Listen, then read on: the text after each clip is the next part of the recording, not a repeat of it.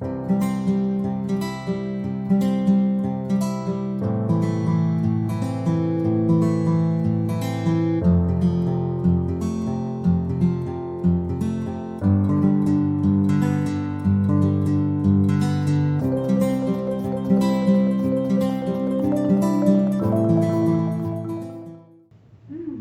last week we began talking about our Unity 5 principles. We started with that very first one: God is absolute good, present everywhere and in everything. I trust that during this week you took a look around and saw that presence of God many places, felt that essence of goodness wherever you sat, that presence of divine. I also trust that you were vulnerable enough to say that there were places where you could not see, feel, or discern that presence of God. As a real experience, as a real human experience. For it's in those places, those twists and turns, those ups and downs, those times of life that turn us inside out and on our head, that we get to explore what we really believe, what is true for us. And again in my life, when I have those moments, I come back to that principle that God is absolute good and present in everything. Even though with my human eyes I can't always see it or feel it. I trust that in spirit realm, the absolute, unchangeable realm, it is all good. So I have an acquaintance who went into surgery this week for a bilateral lung transplant. That's a pretty big deal. It's a really big deal. And he went knowing God's presence was there in the hands of the doctors, nurses, the care team, as he went in for that huge surgery. Through all of his moments of wondering, and I will use the word fear, although he did not, wondering how it would all turn out. Would he wake up on the other end of that surgery? Would those lungs function and work in his body? He went with the power of prayer. He went with knowing the presence of God was with him through that whole process. So we gather after the service in the manse for conversation and food.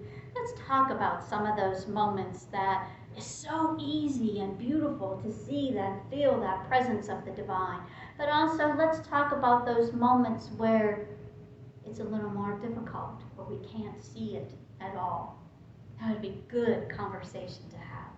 So today we jump into the second unity principle of humans and everything else are created with the divine within them. Our very essence is of God, therefore we are inherently good. True story.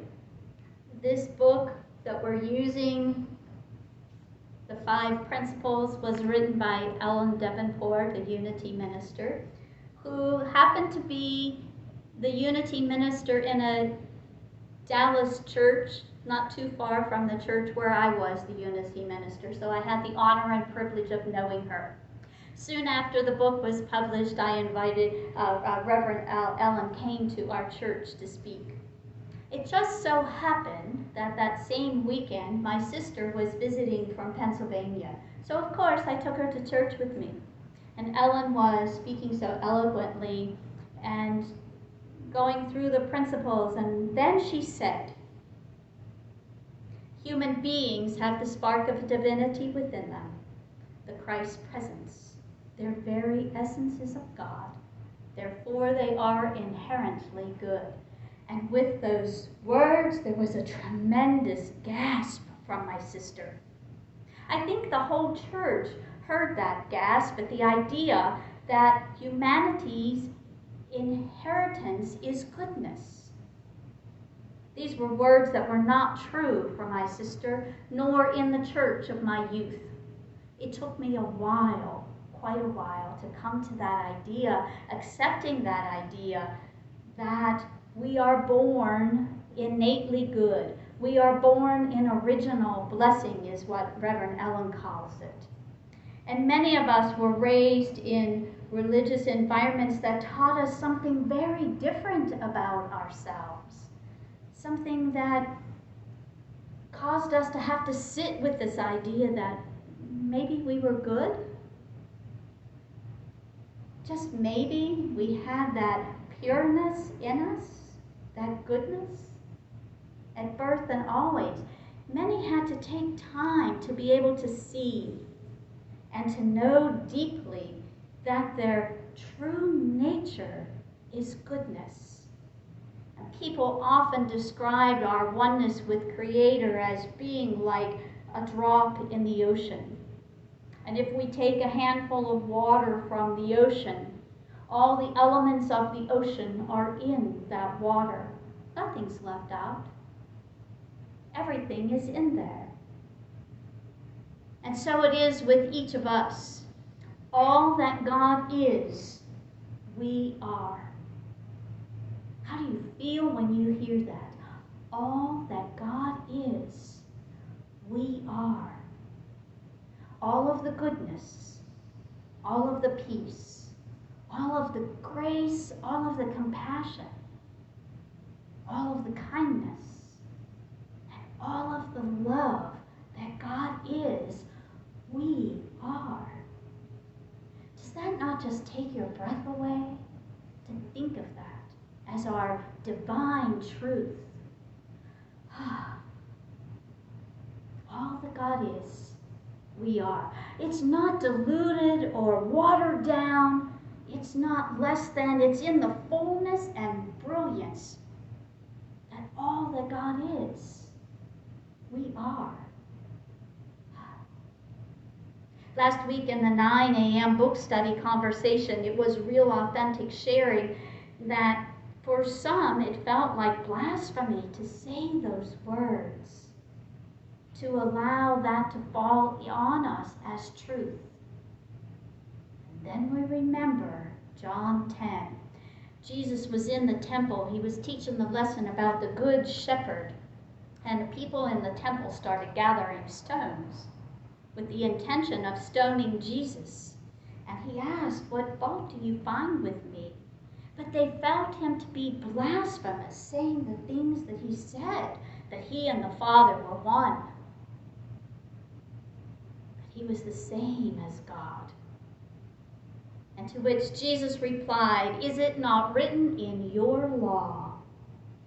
Have I not said, you are gods?" Do you believe this to be true? Do you believe this to be true for yourself? There might be a moment of hesitation before we shake our head to that. Yes. But we can sit with that, and we can allow that to become true for us, small pieces at a time, until we can see. And let's, at this very moment, right now, commit to live into that divinity, that goodness that is inherent in us. If we're not, we're denying that full God expression in this world. And my friends, I believe the world needs our full God expression every moment. We are divinely made in the image and likeness of God. We are good. When you see your reflection in the mirror, look with the eyes of love and the eyes that you can see God's light. Steve is going to pass around mirrors, and I'm going to ask you to hold the mirror and gaze into that mirror and say with truth in your heart, "I am the essence of God. My nature is good. I am the essence of God. My true nature is good."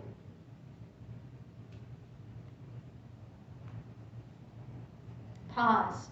And if you're at home, grab a mirror for yourself or stand in front of the mirror and repeat that. Believe that for yourself. My true essence is of God. I am inherently good. When we live into what we claim as our truth, we no longer fall prey to the opinions of the world. We no longer are subjected to the world. We no longer hear the words of the world about our importance, about our goodness, about our purpose, and how we live what is ours to do. When we live into the truth that we are inherently good, we claim our truth and we welcome our wholeness, the wholeness of our being, and that which we can see and call beautiful, and that which we look and see and sometimes are repelled by. That which we see that is easy to love about ourselves, and that which challenges us to love about ourselves. We have all of that.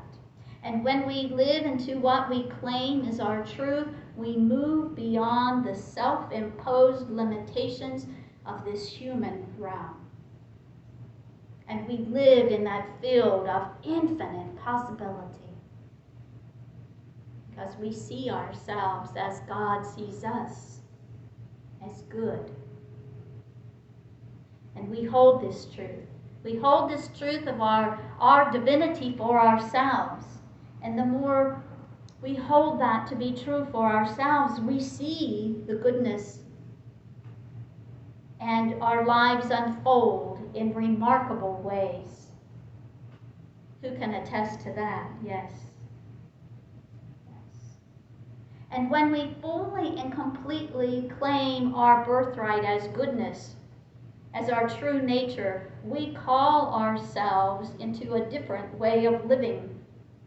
We call ourselves to live from that goodness, to express that goodness in the world, to be that goodness.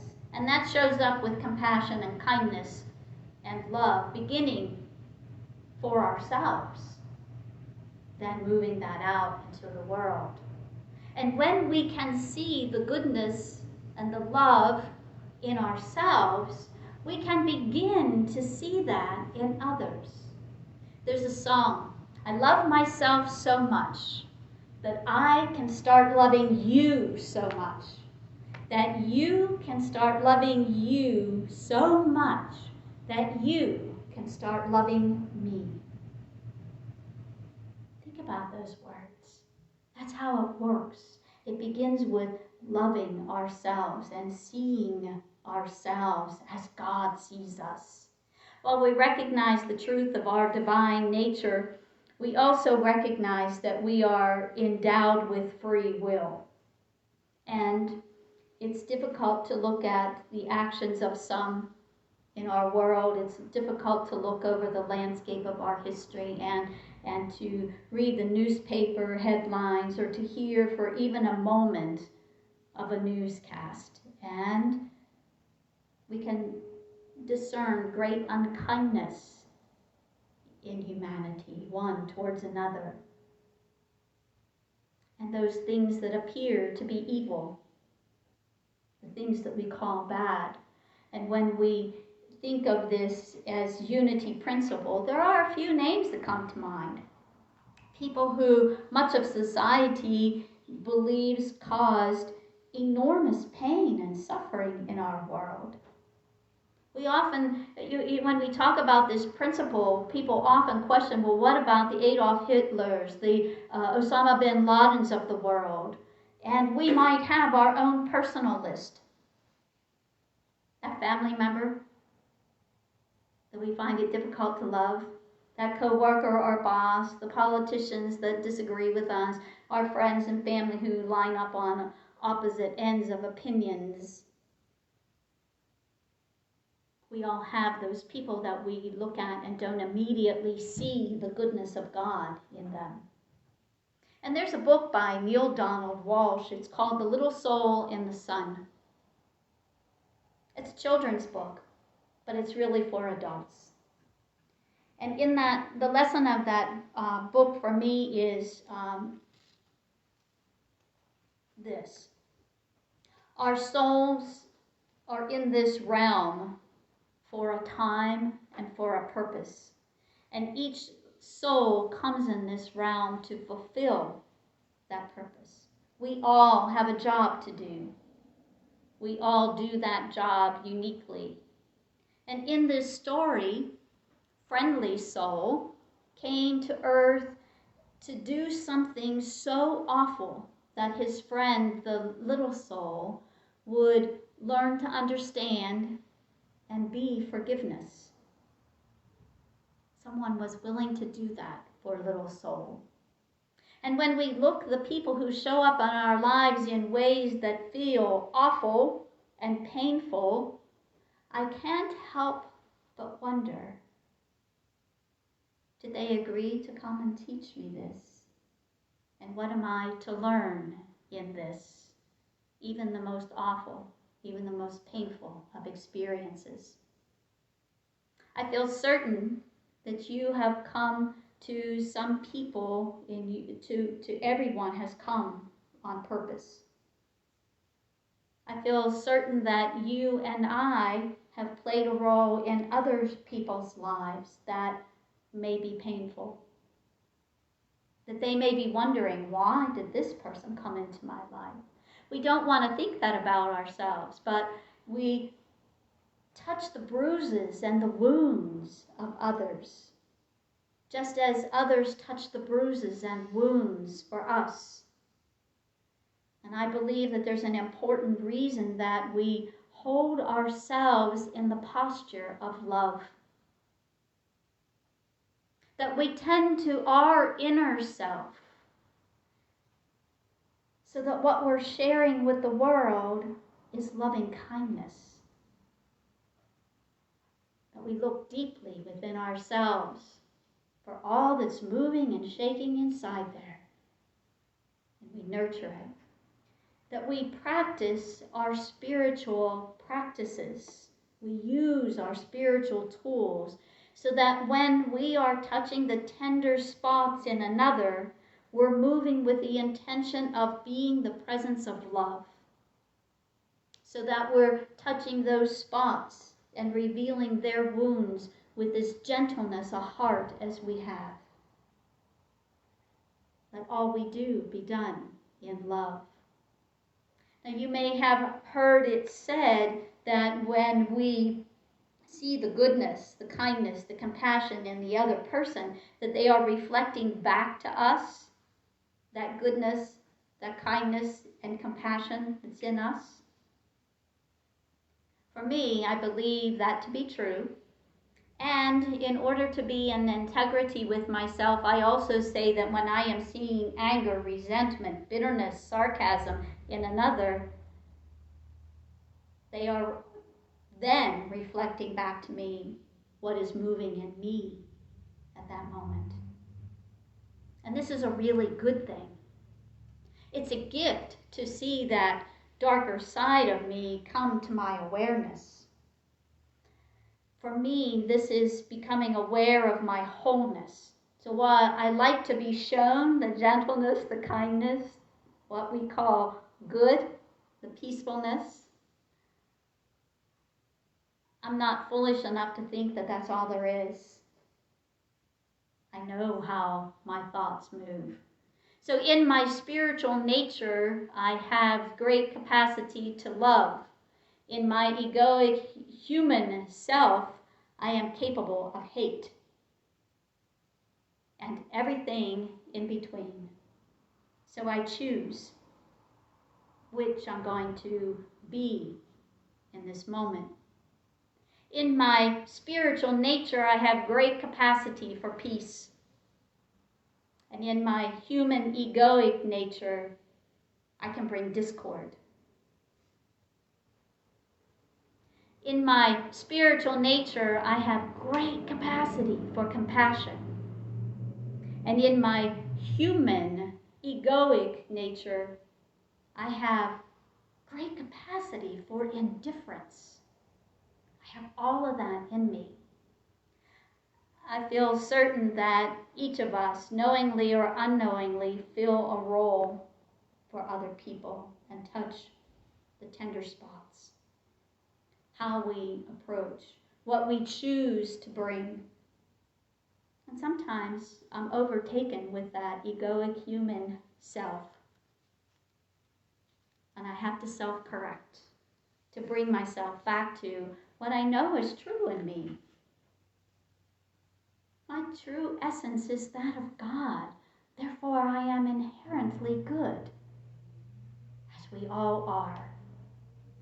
And there is one presence, one power active in the universe and as our lives. God the good, omnipotent, that first unity principle.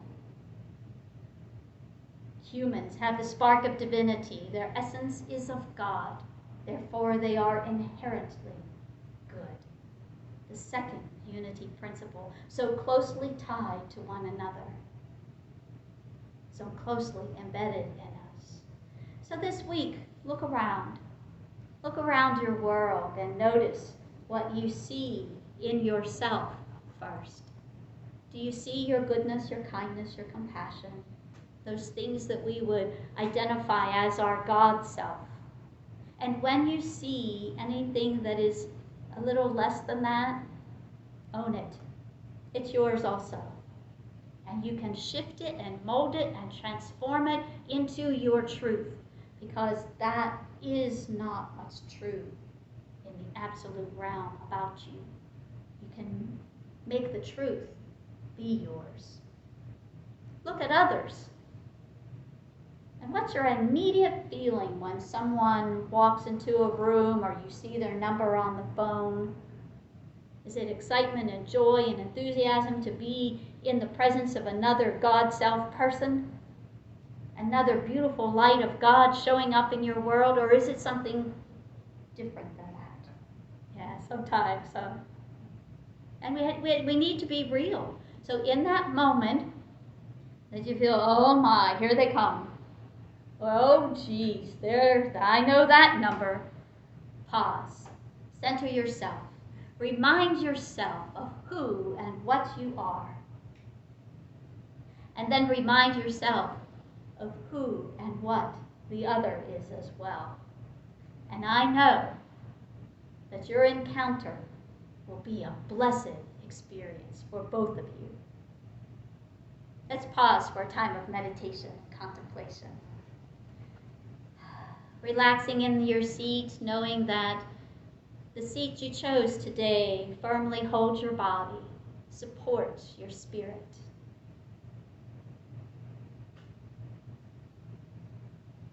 Be aware of how you are situated in your chair.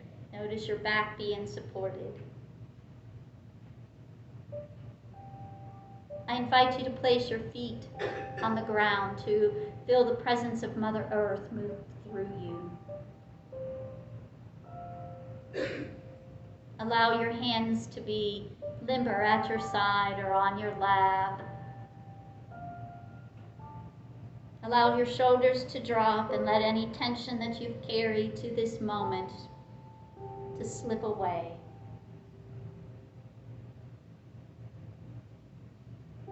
Allow the corners of your mouth to ever so gently turn upward.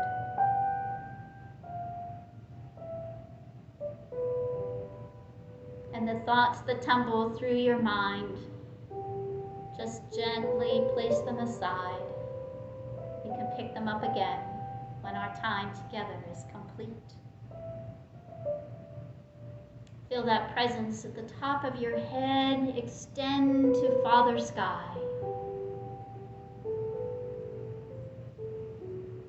You are connected with the infinite of the universe.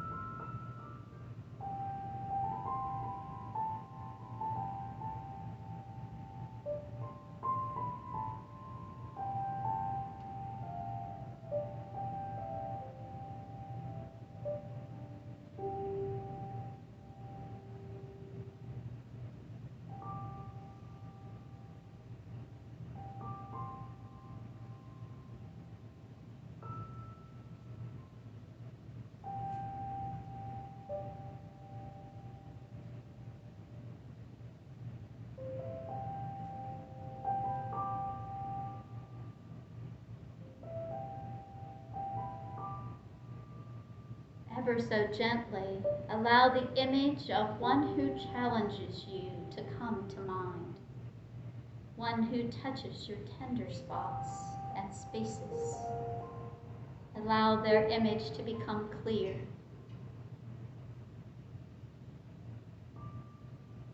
As you look at them, see their face, look into their eyes, affirm for them, you are the essence of God. Your true nature is goodness. You are the essence of God. You are good.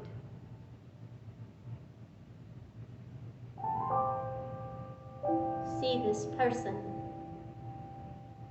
in the goodness that they are.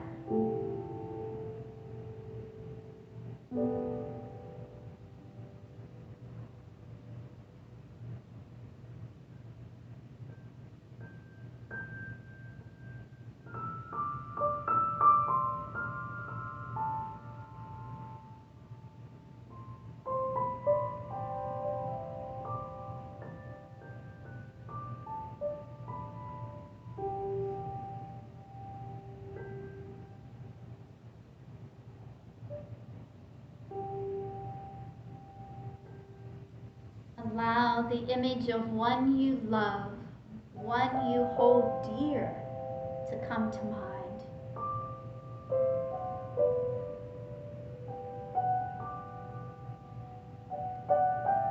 With their image clear in your mind, affirm to them, you are the essence of God.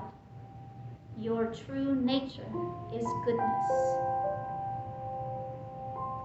Your true essence is of God. You are good.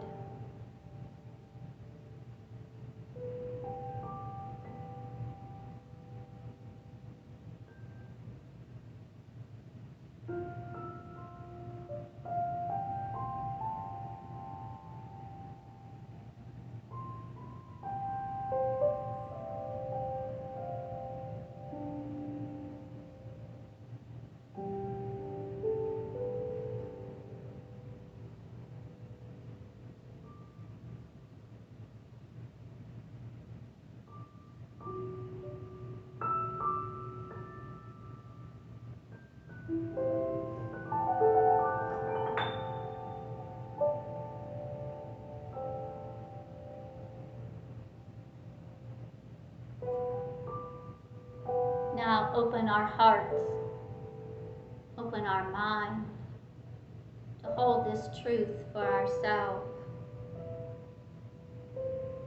So if you'd like, gently place your hand over your heart and affirm this for yourself. I am the essence of God. My true nature is goodness. I am the essence of God. I am good.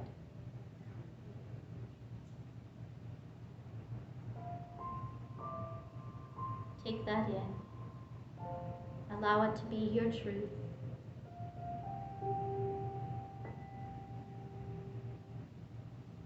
Remembering always, all that God is, I am. All that God is, I am. All of the kindness that God is, I am. All of the love that God is, I am. All the compassion that God is, I am.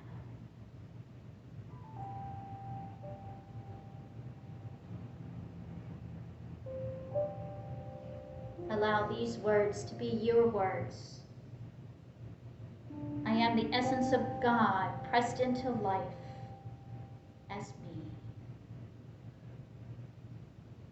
I am the essence of God pressed into life as me. God is breathing love into life as me.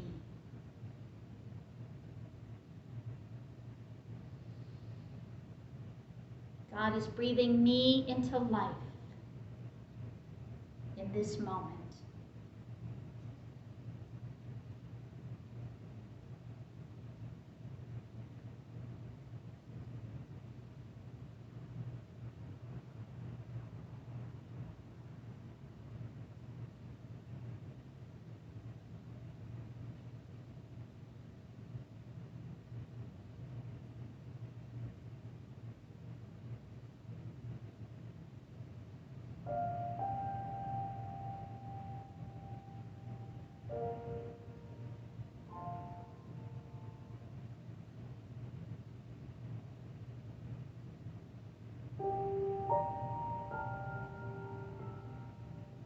I am the essence of God.